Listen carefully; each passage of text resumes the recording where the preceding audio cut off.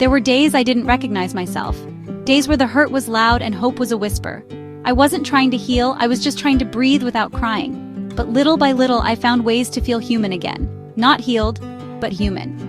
So here are the 10 things that got me through when I didn't know how to keep going. Hack 1. Church sermons that spoke to my soul.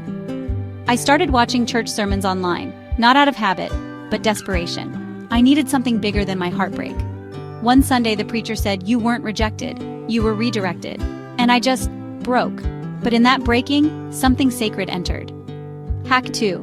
Letting myself cry, really cry. I used to hold it in, trying to stay strong. But one night, I gave in, curled up on the bathroom floor and cried like the little girl I used to be. And something strange happened. I felt lighter. Sometimes healing starts with letting the dam break. I found myself drawn to the words, the hymns, the sense of community, even if it was virtual. Each sermon felt like a lifeline, pulling me out of the depths of my sorrow. I began to see my pain not as an end, but as a beginning, a chance to rebuild, to find new purpose. The words of the preacher echoed in my mind, "You were redirected." In that moment, I realized that my journey was far from over. It was just taking a new path, one filled with hope, faith, and the promise of something greater. Hack 3. Talking about it without shame. I called a friend and said, "I need to talk about him again. Is that okay?" And she listened. No fixing, no advice, just space. In that space, I stopped feeling like a burden. I started feeling like a person again. It was in those moments of vulnerability that I found a glimmer of hope. The simple act of being heard without judgment was transformative. It reminded me that healing isn't about erasing the pain, but about finding a way to coexist with it. And in that coexistence, I began to rediscover my own strength and resilience. I realized that it's okay to lean on others, to seek comfort in their presence. It's in these connections that we find our humanity, our ability to endure and grow. And slowly I began to see a path forward, one step at a time. Hack 4. Honest, raw prayer. I didn't pray pretty prayers. I prayed angry, broken ones. God, I'm mad. God, I don't get it. God, why wasn't I enough? And somehow I felt heard, not fixed, but held. In those moments of raw honesty, I found a strange comfort. It wasn't about finding answers, but about feeling seen in my pain. I realized that my prayers didn't need to be perfect, they just needed to be real. And in that authenticity, I discovered a deeper connection, a sense of being understood, even in my darkest hours. I found solace in the simple act of being vulnerable, of laying bare my soul without pretense. It was in those raw, unfiltered moments that I felt a profound sense of peace, a quiet assurance that I was not alone. My prayers became a lifeline, a way to navigate the stormy seas of my emotions. They were not about eloquence or formality, but about truth and honesty. And in that space of genuine expression, I found a sanctuary, a place where my heart could rest and heal. It was a journey of discovering that even in my brokenness, I was whole, and in my vulnerability, I was strong. Hack 5. Staying busy, but not avoiding. I started doing little things, folding laundry piece by piece, feeling the fabric slip through my fingers, cleaning out closets, rediscovering old memories tucked away in forgotten corners, volunteering at the local shelter, seeing the gratitude in the eyes of those I helped. Staying busy gave my heart room to rest while my hands kept moving. I wasn't avoiding the pain. I was choosing life in small doses, allowing myself to heal bit by bit.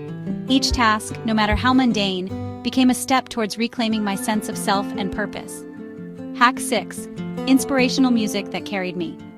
In the midst of my heartbreak, I found solace in music. I made a playlist called Keep Going, filled with songs that spoke to my soul. Gospel, R&B, even a little pop. Each track was a lifeline, a reminder that I wasn't alone. One day, I played Tasha Cobbs and something shifted within me. It was as if the music was breathing for me when I couldn't find the strength to breathe on my own. The melodies wrapped around my heart, offering comfort and hope in a way words never could. It was a small yet profound step towards healing. Hack 7. Watching healing stories on YouTube. I stumbled across a woman's story on YouTube. She was raw, real, and honest. Her words resonated deeply with me, and suddenly, I didn't feel so alone. Seeing someone else survive made me believe I might too. Her journey through heartbreak and healing was a mirror to my own struggles. Each video she posted was a testament to resilience, a beacon of hope in my darkest days. I found solace in her vulnerability, strength in her courage.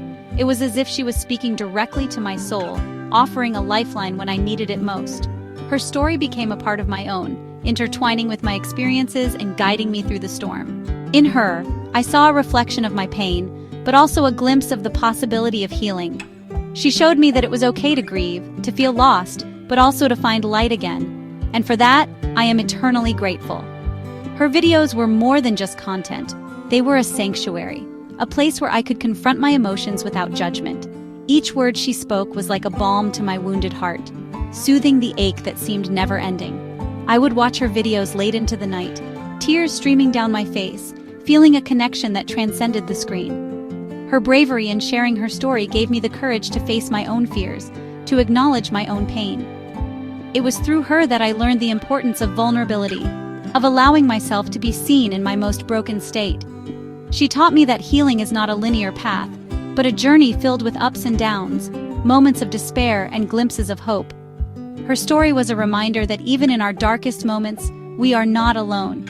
There is always someone out there who understands, who has walked a similar path, and who can offer a hand to hold. I am forever indebted to her for the light she brought into my life, for the strength she helped me find within myself. Her story is a testament to the power of human connection, to the healing that can come from sharing our truths, and for that, I am eternally grateful. Hack 8. Writing letters I never sent. I wrote him letters. Angry ones, forgiving ones, honest ones. I never sent them. I didn't need to. I needed to get it out. My healing wasn't about him reading it. It was about me releasing it. Hack 9. Speaking affirmations over myself. I started speaking life over myself, out loud. You are not what he left. You are what God kept. Even when I didn't believe it yet, I said it. Eventually, my heart started catching up to my words. It wasn't easy at first. The words felt foreign, almost like they belonged to someone else, but I persisted. Every morning, I would look at myself in the mirror and repeat those affirmations. You are strong. You are worthy. You are loved. I wrote them down in my journal over and over again. I carried those words with me throughout the day, whispering them under my breath when the weight of the world felt too heavy. Slowly, the fog began to lift.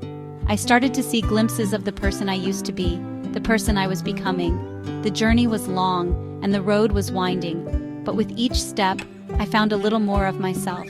I found hope. I found resilience. I found humanity in the heartbreak. I remember the first time I said those words, my voice was shaky, and my eyes were filled with tears.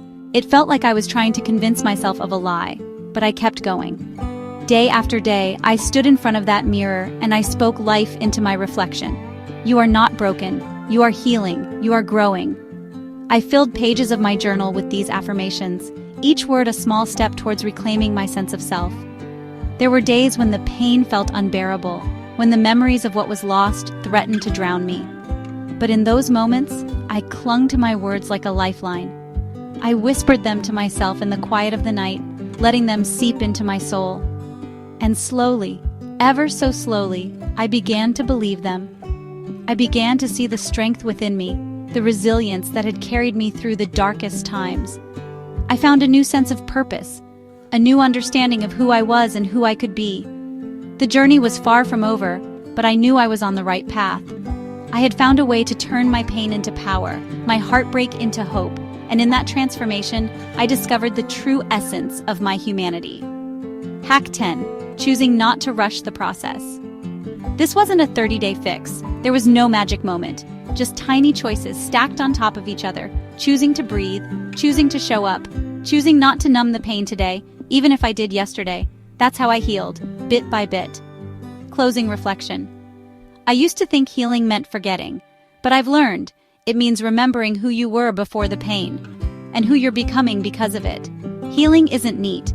It's not fast, but it's possible, and you don't have to do it alone. If you're healing right now, I want to hear from you. What's helped you even a little bit? Drop it in the comments so we can help each other grow. And if this video spoke to you, share it with a sister who needs it. If this video found you in the middle of your healing journey, I want you to know, you're not alone. If even one of these healing hacks spoke to your soul, do me a favor. Hit that like button so more women can find this message. And in the comments, tell me your healing hack. Even if it's something as small as getting out of bed today. We heal faster when we heal together. So don't forget to subscribe and join this growing sisterhood. New videos drop every week with stories, truths, and reminders that your healing is holy. And if you know someone who's hurting right now, share this with her. Sometimes hope sounds like a whisper in someone else's story. Thanks for watching.